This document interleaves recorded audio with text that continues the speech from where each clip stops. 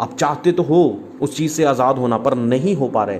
क्यों नहीं हो पा रहे? क्योंकि अभी तक आपने अपने आप को स्टैंड नहीं किया, अभी तक आपने अपने आप को खड़ा नहीं किया, अभी भी आपने अपने आप के साथ एक फैसला नहीं लिया, परमेश्वर के साथ अभी तक आपने एक वाचा नहीं बांधी। इसीलिए आज प्रॉब्लम आपके द्वार पर खड़ी है। इसीलिए आपको पता है कि शैतान को पता है कि कौन सच्चा है, कौन परमेश्वर का सेवक है, और वो दुष्ट आत्माएं भी पहचानते हैं, उनको पता होता है। इसीलिए शैतान जो है वो कभी भी आपको उसके साथ आपको जुड़ने नहीं देता। वो कि जिसके द्वारा परमेश्वर आपकी जिंदगी में काम करने वाले होते हैं, जिस पास्टर के द्वारा आपकी जिंदगी में काम करने वाले होते हैं, जिस पास्टर के द्वारा आपकी जिंदगी में हर उस दुष्ट आत्मा से आपको आजाद करवाने वाले होते हैं। क्योंकि परमेश्वर को बॉडी चाहिए, परमेश्वर के शरीर चाहिए, और परमेश्वर ने अपना अधिकार, जो परमेश्वर ने जो हमें अधिकार दिया, वो अपने दासों को अधिकार दिया, अपने सेवकों को अधिकार दिया, अपने लोगों को अधिकार दिया। और जब एक उस परमेश्वर के सेवक के साथ आप जुड़ते हैं जो परमेश्वर के द्वारा अधिकार पाए हुए, हालेलुया। तो उसी तरह पौलुस रोज प्रार्थना करने के लिए चर्च में जाता था, तो वो लेडी वो रोज उनके रास्ते को, उसकी बाट को वो जोतती थी। उसके अंदर एक अच्छी बात थी, और वो दुष्ट आत्मा उससे गलत करवाता था।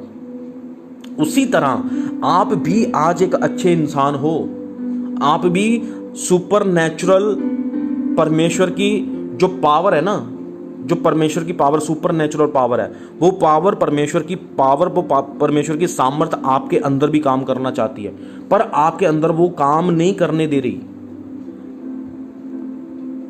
आप बुरे नहीं हो, आप जानबूझकर पाप नहीं करते हो, आप जानबूझकर गलती नहीं करते हो, पर होती है। कौन करवाता है वो आपसे? कौन करवाता है वो? इसीलिए आपने समझना है, और आपने परमेश्वर की महिमा करनी है, उसकी बड़ाई करनी है। अगर आपसे गलती हो भी जाती है तो आप अपने आप को हर्ट क्यों करते हो? आप अपने आप को दुखी क्यों करते हो? और जब आपसे गलती होती है, आपने वो अपनी गलती छोड़नी है और परमेश्वर को बोलना है कि परमेश्वर, आज से मैं फैसला लेता हूं कि ये पाप मुझसे पहले हो गया, आगे से मैं पाप नहीं करूंगा, मुझे तेरा अनुग्रह चाहिए। और परमेश्वर आपको अनुग्रह देंगे, आपको सामर्थ देंगे, और फिर आप उस गलती को दोबारा दोहरा नहीं पाओगे। अगर आप गलती करने की कोशिश भी करोगे, पवित्र आत्मा आपको रोकेगा। अगर आप पवित्र आत्मा की बात कट कर वो काम करोगे, फिर दुष्ट आत्मा आपको परेशान करेगा, फिर आपका नुकसान होगा। इसलिए बहुत जरूरी है। बहुत से ऐसे पास्टर हैं, वो आपके घरों में आ जाते हैं, वो बोलते हैं कि परमेश्वर ने मुझे अगुवाई किया कि मैं आपके घर में आया हूं, और परमेश्वर ने मुझे भेजा है, और मैं आपके लिए एक प्रार्थना करूंगा। मैं एक परमेश्वर का सेवक हूं, मैं एक परमेश्वर का दास हूं। हालेलुया। तो ये गलती आपने कभी भी करनी नहीं है, ये गलती कभी भी नहीं करनी है आपने। आप जिस चर्च के साथ जुड़े हुए, जिस एक पास्टर के साथ आप जुड़े हुए, पहले पूछो उनसे। इसीलिए तो पौलुस ने कहा है कि हर एक बहुतों से हाथ रखवाने में मतलब कि जल्दी ना करो।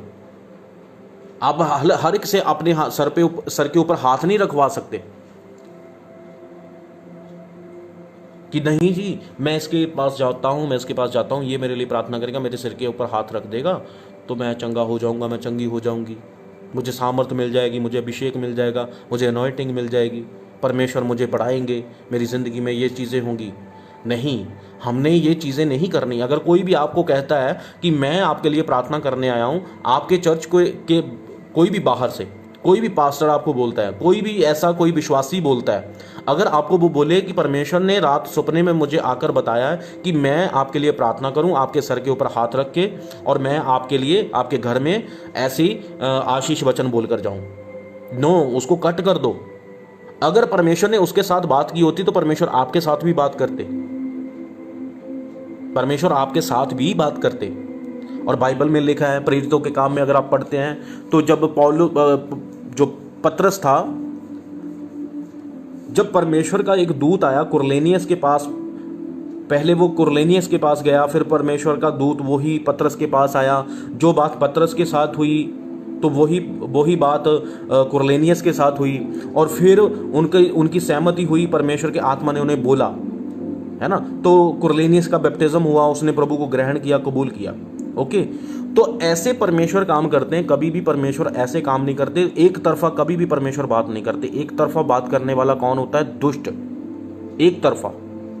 अगर परमेश्वर ने आपको, आपके लिए कोई बात करनी है, परमेश्वर ने आपके लिए कुछ ब्लेसिंग रखी है, परमेश्वर ने कुछ दिया आपके लिए रखा है, तो वो सब कुछ परमेश्वर ने आपको दे दिया है ना, पहले से दे दिया, पहले दिन से ही।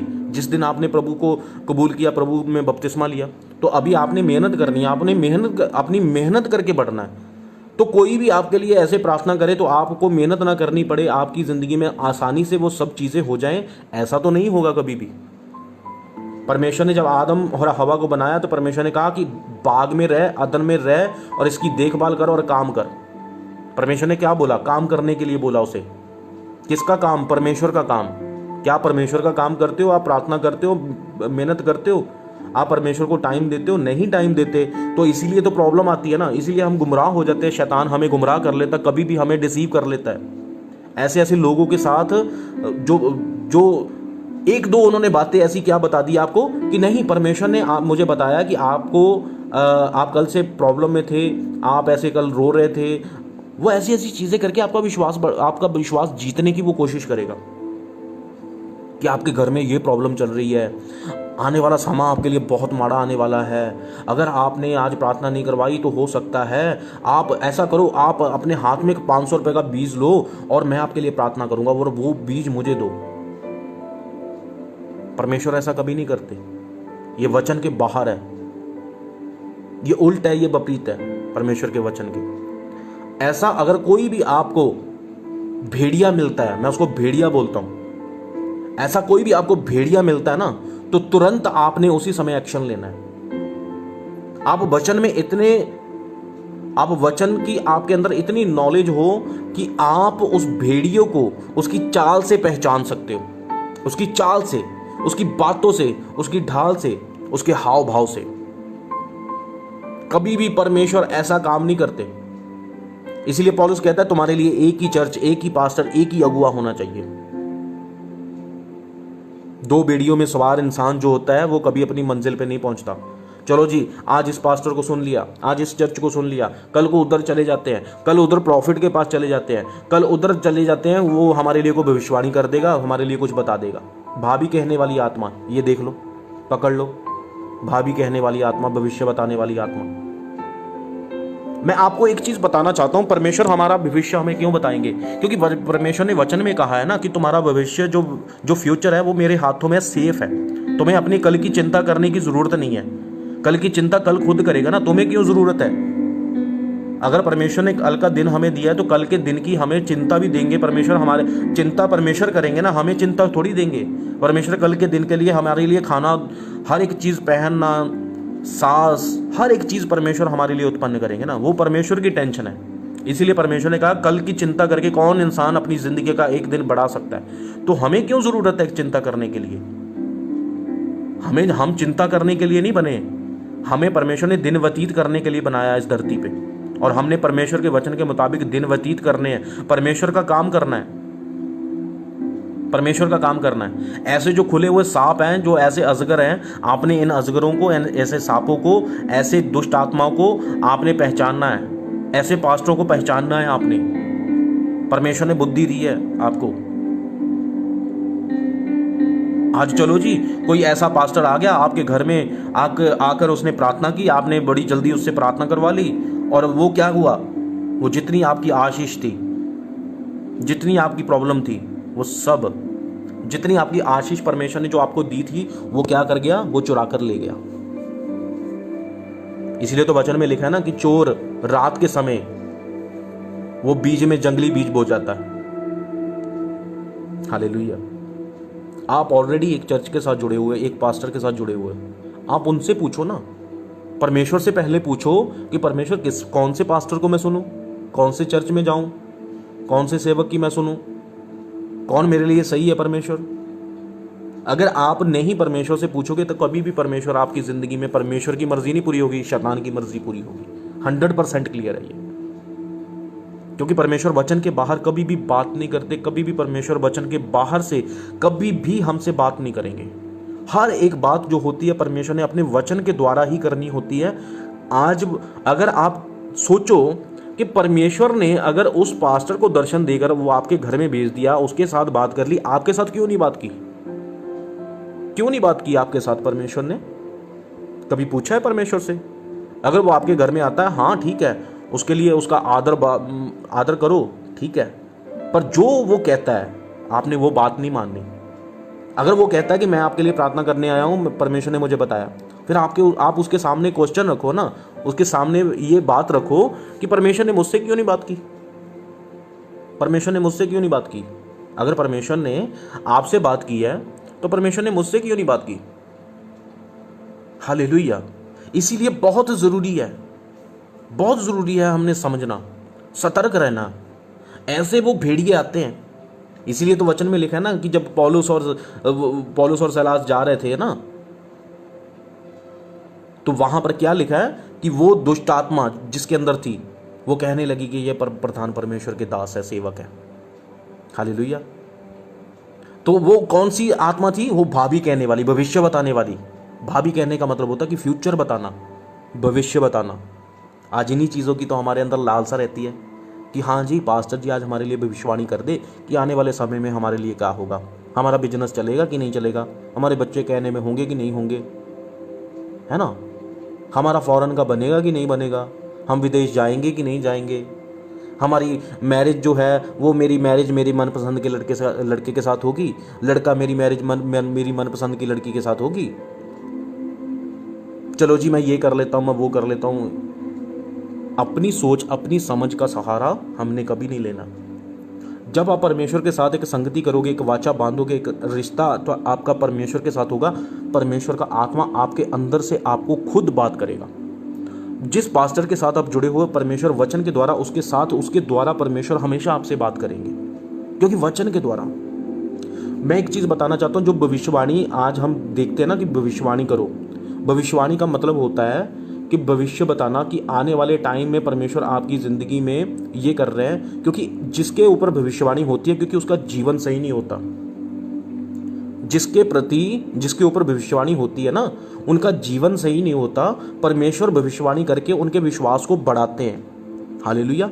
भविष्यवाणी करने का मतलब होता है कि आपका विश्वास बढ़े और आप प्रभु में बढ़ने पाओ, प्रभु का वचन आप में बढ़ने पाए, परमेश्वर की बातें आप उन बातों के ऊपर आप चलने पाओ। हालेलुया। तो इसलिए भविष्यवाणी होती है, और इसीलिए तो परमेश्वर ने कहा है ना वचन में कि जो तुम्हारे ऊपर भविष्यवाणियां हो उसके लिए तुम अच्छी लड़ाई भी लड़नी है। अच्छी लड़ाई तो लड़नी है। बोलते हैं भविष्यवाणी हो गई, घर में जाकर अलमारी में बंद करके रख लिया, कपड़े में लपेट कर, रेड कपड़े में लपेट कर हमने वो उस भविष्यवाणी को अपनी हलवारी की तिजोरी में बंद करके रख लिया, कोई चुरा ना ले।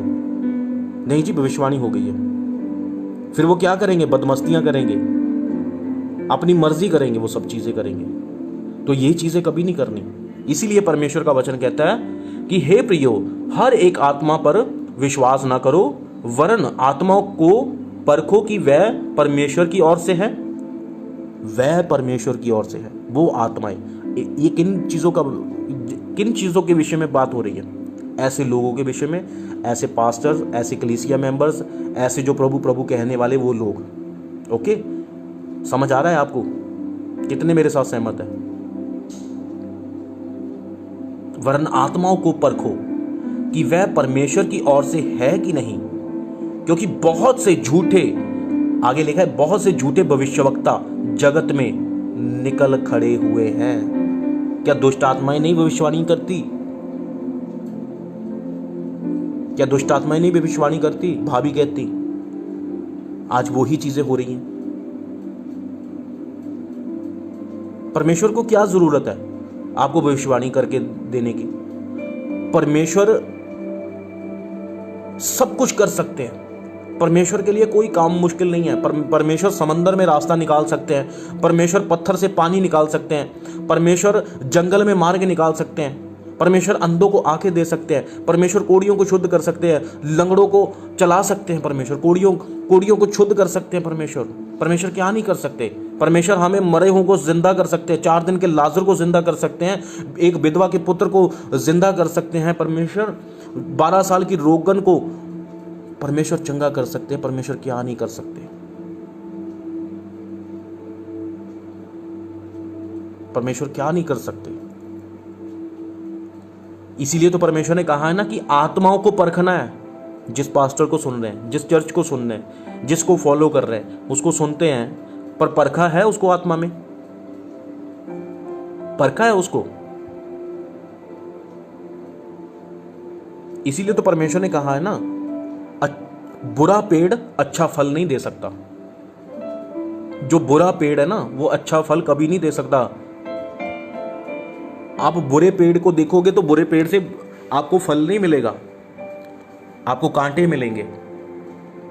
इसलिए बहुत जरूरी है, बहुत गंभीरता से हमें चलने की जरूरत है कि किसके अंदर आज स्पिरिट्स हैं, दुष्ट आत्माएं हैं। मत्ती 4 उसका 24 वचन में परमेश्वर क्या बात करते हैं? मैथ्यू 4:24।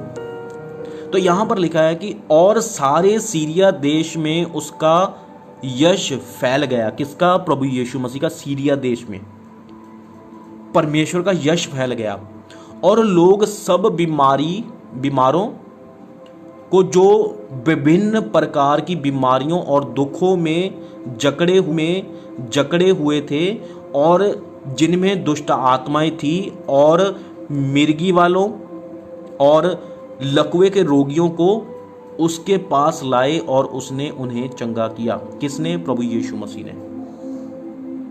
आपको पता है कि जो पहले नंबर पे जब हमने वचन पढ़ा है उसमें एक दुष्ट आत्मा थी। कुछ स्पिरिट्स होती हैं जो हमें बीमारियां देती हैं। कुछ स्पिरिट्स होती हैं जो हमारा काम धंधा, हमारा बिजनेस पहले बढ़ा देती हैं, फिर बाद में रोक देती हैं। कुछ स्पिरिट्स होती हैं जिसकी वजह से आज हमें लकवा है, मिर्गी है, हम गालियां निकालते हैं, नशा करते हैं, व्यभिचार करते हैं। ये स्पिरिट्स होती है।